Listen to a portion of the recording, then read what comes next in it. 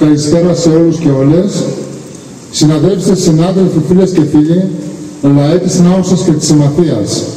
Είμαστε σήμερα εδώ εκπαιδευτικοί, εργαζόμενοι, γονείς και νέοι, για να υπερασπιστούμε κάτι που είναι αυτονόητο.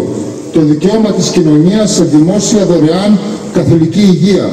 Το νοσοκομείο της Νάουσας δεν είναι ούτε κόστος ούτε βάρος. Είναι ανάγκη ζωής για χιλιάδες ανθρώπους. Είναι στήριγμα για τις οικογένειες, είναι κρίκος σε μια αλυσίδα κοινωνικής προστασίας που ήδη δοκιμάζεται.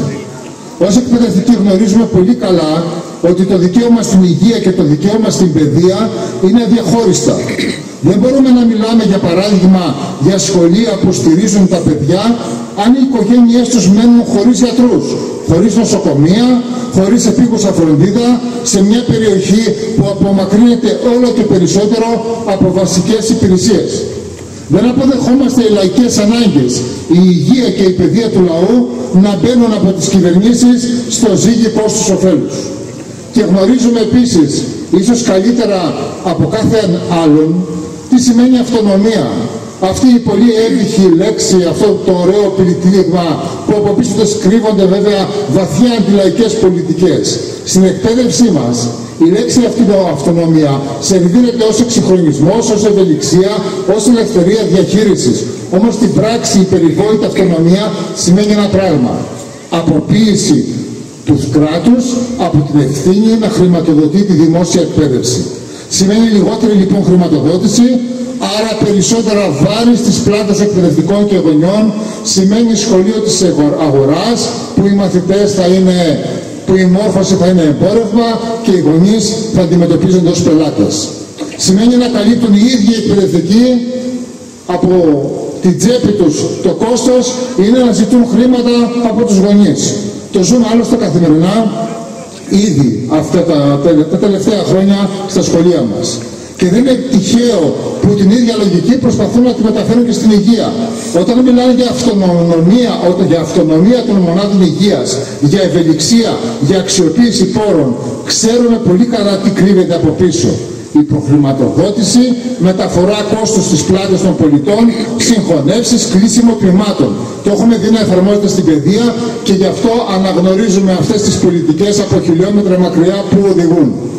Η υποβάθμιση του νοσοκομείου της Νάουσας δεν είναι κεραυνός σε μυθρία. Είναι μέρος μιας συνολικότερης πολιτικής που αντιμετωπίζει την υγεία ως εμπόρευμα, που κλείνει μονάδες, που αφήνει γιατρούς και νοσηλευτές λιγοστούς, εξαντλημένους και απλήρωτους, ενώ ο λαός πληρώνει ολοένα και περισσότερο από την τσέπη του. Αυτή η πολιτική μας βρίσκει απέναντι. Και εδώ στην Νάουσα έχουμε αποδείξει ότι δεν μένει ο λαός με σταυρωμένα χέρια. Ο λαός της πόλης έχει μακρά ιστορία αγώνων για το νοσοκομείο του. Πολλές φορές και απέναντι σε όλες τις κυβερνήσεις που διαχρονικά επιχείρησαν να το κλείσουν, να το συγχωνεύσουν ή να το αφήσουν να μαραζώσει.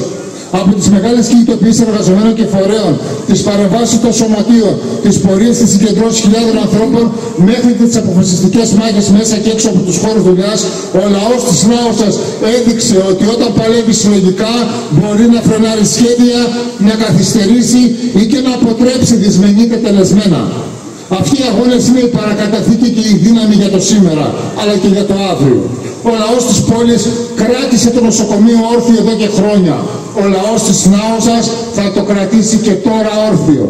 Δεν θα επιτρέψουμε άλλο να παίζουμε την ασφάλεια και την αξιοπρέπειά μας. Δεν θα αφήσουμε να ερημώσουν οι υπηρεσίες που τόσο έχουν ανάγκη τα παιδιά μας, οι ηλικιωμένοι εργαζόμενοι. Δεν θα συνηθίσουμε στην ιδέα ότι τίποτα δεν αλλάζει.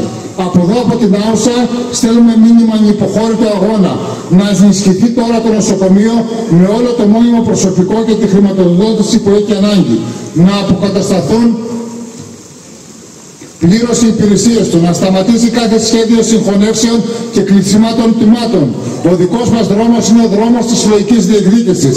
Μαζί με τους εργαζόμενους του νοσοκομείου, μαζί με τα σωματεία, τους συλλόγους γονέων, τις κοινότητες της περιοχής μπορούμε να το πετύχουμε.